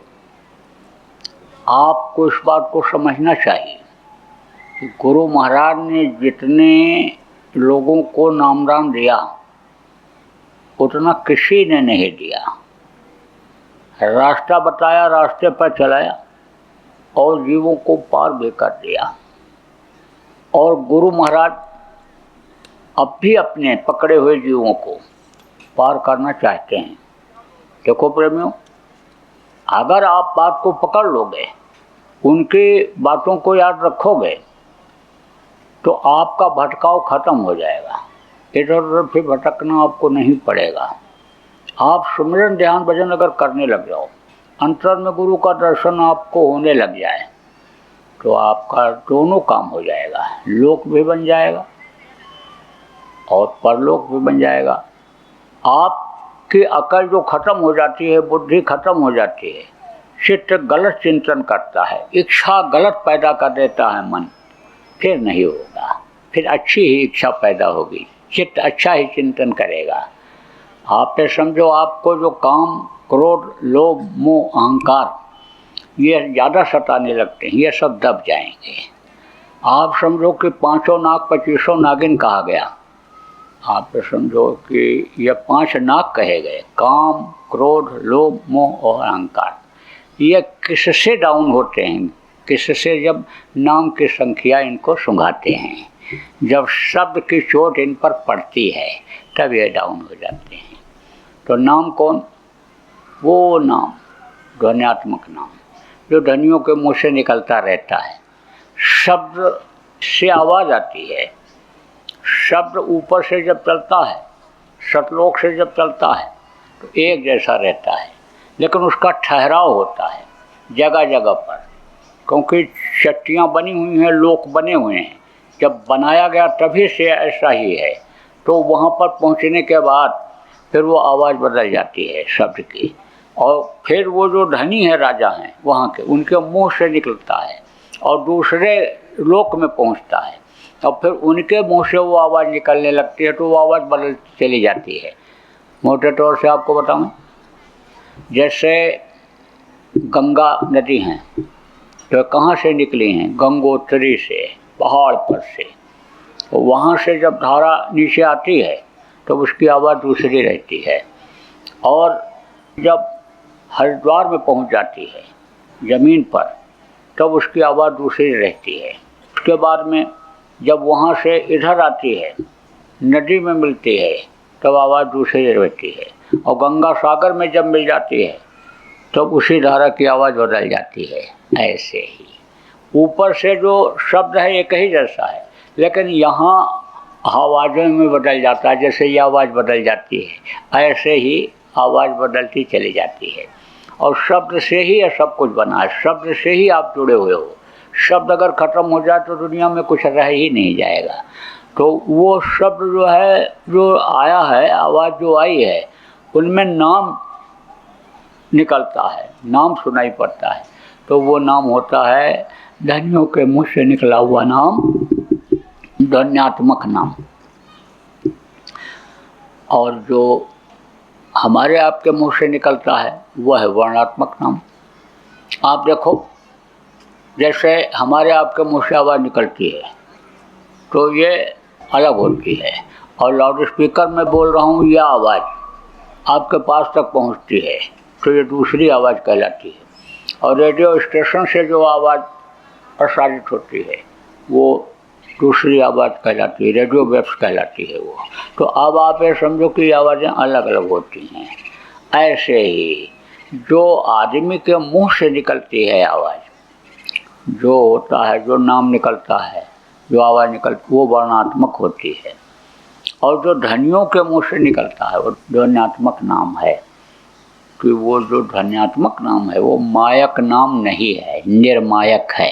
जो माया के लोक में, यह काल और माया का देश है। औरतों को माया बताया गया, रुपया पैसा को, तो यह काल और माया का देश है। तो जो माँ के पेट में बनकर निकलते हैं और उनके मुंह से आवाज़ निकलती है वो मायक नाम होती है। तो महापुरुष लोग आए लोगों की रक्षा के लिए, उन्होंने नाम को जगाया। अब नाम को जब जगाया उन्होंने तार के द्वारा जोड़ा। आपको नहीं पता हम कहाँ से जुड़े हैं, परमात्मा से जुड़े हुए हो। जिस तार से आप जुड़े हो उसी तार से नाम को जोड़ देते हैं। तो जब जब आप देखो महापुरुष आए, नाम को जगाए और उनके नाम को लोग उस समय पर पुकारे तो उनकी मदद हुई। आप देखो, राम आए, कृष्ण आए, राम आए, राम नाम में शक्ति भरा उन्होंने, कृष्ण ने कृष्ण नाम में शक्ति भरा। देखो, संत आए, कबीर साहब आए तो सतनाम उन्होंने कहा, और जो नानक साहब आए वाहे गुरु नाम उन्होंने कहा, उसको महत्व दिया। फिर राधा स्वामी आए, शिवराय जी महाराज, तो उन्होंने राधा स्वामी नाम रखा। हमारे गुरु महाराज आए तो उन्होंने जय गुरुदेव नाम को जगाया। तो वो तो चले गए जगाने वाले, लेकिन जय गुरुदेव नाम में प्रेमियों अब भी शक्ति है, ताकत है। आप आजमाइश करके देख सकते हो, कोई भी हो आप, शाकाहारी नशा मुक्त कोई भी हो आप, कोई भी व्यक्ति, शाकाहारी नशा मुक्त व्यक्ति, मुसीबत के समय जय गुरुदेव नाम बोल करके आप परीक्षा ले सकते हो। बहुत लोगों को फायदा हो गया, जिनके घर में लड़ाई झगड़ा बीमारी और समस्याएं रहती थीं, सुबह और शाम 1 घंटा जय गुरुदेव नाम की ध्वनि बोलने लगे, पूरा परिवार बैठ करके, बहुत कमी आ गई। ध्यान भजन जो बराबर पूरा परिवार करने लग गए, बहुत कमी बीमारी तकलीफों में आ गई। अब आप ये सोचो कि हम जय गुरुदेव नाम ध्वनि बोलेंगे तो सबको फायदा होगा। देखो, सबके कर्म अलग अलग हैं, देखो सबका खान पान यानी अलग हो जाता है, पसंद अलग अलग हो जाती है, कपड़े की पसंद, खाने की पसंद, विचार भावनाएं अलग हो जाती हैं, संग दोष लग जाता है, साथ का असर आ जाता है, बुरे का साथ कर लो तो बुराई आ जाती है, अच्छे का साथ कर लो तो अच्छाई आती है। तो आप ये समझो कि आप ये सोचो एक आदमी कोई कि हम ध्यान भजन करके और हम नाम ध्वनि बोल करके पूरे परिवार को सुख रख सकते हैं, तो ये तो भाई बड़ा मुश्किल होगा। असर तो पड़ेगा, नाम जो बोलोगे बाधाओं के ऊपर तो असर पड़ेगा, लेकिन उसको कर्म की सजा भोगनी पड़ेगी। जो सुमिरन ध्यान भजन नहीं करेगा नामदानी, उस पर असर उसका पड़ेगा। तो आप ये समझो कि कर्म की सजा भोगनी पड़ जाएगी। इसलिए सबको बैठाओ, जितने परिवार में लोग हैं उनको सबको आप बैठाओ नाम ध्वनि में, और जो नामदानी नहीं हैं उनको सबको नामदान दिला दो। भजन जब करने लगेंगे तभी कर्म कटेंगे, क्योंकि कर्म इसी शरीर से गलत बनते हैं, तो शरीर से तकलीफ उनको झेलनी ही पड़ेगी, आप उसको दूर नहीं कर पाओगे। इसलिए नामदानी बनाना चाहिए उनको, सबको बना दो आप। आप ये समझो कि खराब समय आ रहा है, बहुत खराब समय आ रहा है। तो मान लो नामदान आपने दिला दिया, तो मान लो अगर वो नहीं भी किए तो एक पत्थर जैसे धूप में गर्म रहता है और एक पानी में पड़ा रहता है, ठंडा रहता है तो दोनों पत्थर ही, लेकिन एक ठंडा रहता है, गर्म रहता है। तो नामदान पा जाएंगे तो ठंडा ही रहेगी।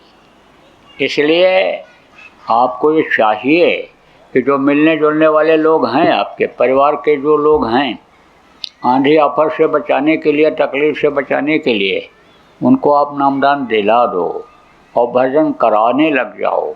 तो देखो, नाम धुनी बोलने की आदत डालो। जितने भी नए और पुराने लोग हो, आप नाम धुनी बोलने की आदत डालो। सुबह उठो तब नाम धुनी बोलते हुए बिस्तर छोड़ो, रात को सोने से पहले जय गुरुदेव नाम की ध्वनि बोल करके सो। बच्चियों भोजन बनाने के बाद नाम ध्वनि बोल करके तब फिर खाना खिलाना शुरू करो। तो आप देखोगे कि आपको भौतिक जीवन में सुख का अनुभव होगा। आत्मिक सुख तो नहीं मिलेगा, आत्मिक सुख तो जो अब बताऊंगा नाम, जब उसको जपोगे, उसकी कमाई करोगे, ध्यान लगाओगे, भजन करोगे, तब मिलेगा। लेकिन हल्की फुल्की शांति आपको मिलने लगेगी इससे। तो जय गुरुदेव नाम की ध्वनि बोलोगे कैसे, यह भी बोल के बता देता हूँ। जय गुरुदेव, जय गुरुदेव, जय गुरुदेव, जय जय गुरुदेव।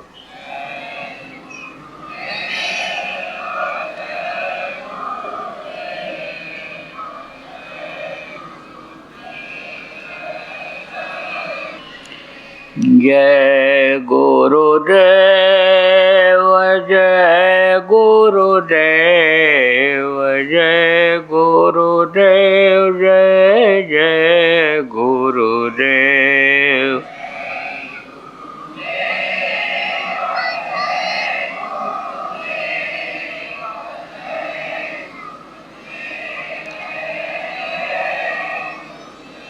इसी तरह से नाम धनी जय गुरुदेव नाम के बोलनी है। पूरी ताकत परमात्मा मालिक की है, ये जुड़ा हुआ नाम है उस मालिक। इसको बोलोगे, इस नाम को, तो नाम बोलते ही वो सुनेगा और आपकी तरफ देखेगा और जो मदद की ज़रूरत होगी आपकी करेगा। लेकिन बुरा कर्म मत करना। आप समझो कि कोई बीमार हो, 10 बार जय गुरुदेव बोल करके दवा पिला दो, ओढ़ा के लेटा दो, बुखार ना उतर रहा हो तो 2 घंटे के बाद यानी बुखार कम हो जाएगा। यह एक फायदा तो होगा। बच्चों, स्कूल में जाओ पढ़ाई के लिए, परीक्षा देने के लिए जाओ और सवाल भूल जाओ परीक्षा के समय, तो आंख बंद करो, जय गुरुदेव नाम की ध्वनि बोलो, अंदर में सवाल याद आ जाएगा। लेकिन कहो कि हम जय गुरुदेव ध्वनि बोल करके चोरी करने के लिए चले जाएं, तो उसी दिन पकड़े जाओगे, मार पड़ेगी। ये भी बताए जा रहे हैं। तो गलत काम में इस्तेमाल मत करना और गलत भावना रख करके जय गुरुदेव नाम की ध्वनि मत बोलना और शरीर को गंदा रख करके, अंतःकरण को गंदा करके मत बोलना, नहीं तो फायदा नहीं करेगा। कुछ तो नियम संयम का पालन करना ही पड़ेगा फायदे के लिए। जब आपने यानी समझो मैल इकट्ठा कर लिया, गंदगी इकट्ठा कर लिया, कर्म इकट्ठा कर लिया, तब रगड़ाई तो करनी पड़ेगी। जब आपने सफाई नहीं किया, धोए नहीं बदन को और मैल इकट्ठा हो गए, तो रगड़ के तो साफ करना पड़ेगा, तब तो ये रोएं साफ होंगे, तब तो ऑक्सीजन मिलेगी इसको रोएं के द्वारा, छिद्रों के द्वारा। तो इस तरह से प्रेमियों, जय गुरुदेव नाम की ध्वनि मैंने आपको बताया, लेकिन परहेज करना पड़ेगा। जैसे डॉक्टर बढ़िया से बढ़िया दवा दे और परहेज न करो तो मर्ज नहीं जाता है।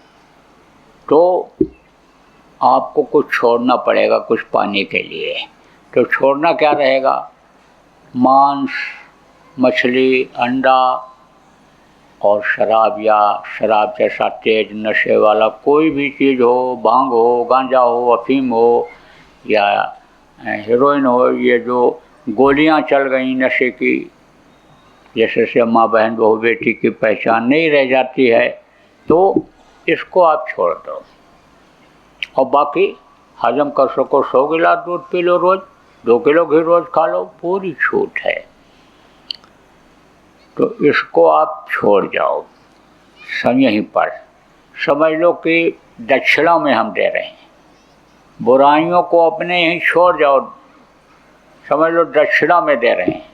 दक्षिणा दिया ही जाता है, दक्षिणा देने की परंपरा तो बहुत पहले चली आ रही है, तो यही दक्षिणा दे दो आप। आपसे कुछ नहीं हम मांग रहे हैं, बुराइयों को अपने छोड़ जाओ। अभी तक जो आपने किया उसकी आप माफ़ी मांग लो उस मालिक से, अब न करने का बुराइयों का, कि बुराइयां नहीं करेंगे, संकल्प बना लो। तो चलाते एक बात आप बता दूं कि ये जो 2021 का साल है, ये 2020 से ज़्यादा खराब जाएगा हर मामले में, चाहे बीमारी हो, चाहे लड़ाई झगड़ा हो, चाहे रुपया पैसा की ठगी हो, चाहे तूफान हो, चाहे आंधी हो, बाढ़ हो, भूकंप हो, यानी समझो कि ये ज़्यादा खराब जाएगा हर मामले में। तो इसमें बड़ी सावधानी से रहने की ज़रूरत है, बहुत ही सावधानी से चलने की ज़रूरत है, कि जैसे से तकलीफ़ों से आप बच जाओ, परिवार वालों को भी उसी तरह से चलाने की ज़रूरत है। जो भी आपके अजीज हों, नज़दीकी हों, सबको बताओ कि भाई शाकाहारी रहो, नशा मुक्त रहो, और भजन ध्यान सुमिरन सब लोग करते रहो। नामदान ले लियो तो नामदान ले लो, यह बताते रहो बराबर लोगों को। तो बोलो जय गुरुदेव, जय गुरुदेव, जय गुरुदेव, जय गुरुदेव, जय जय गुरुदेव।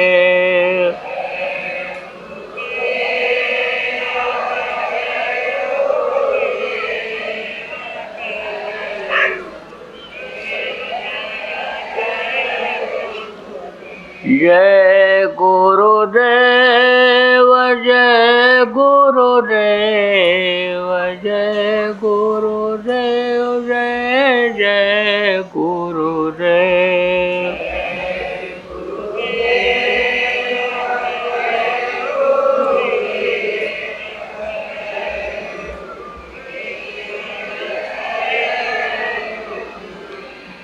जय गुरुदेव।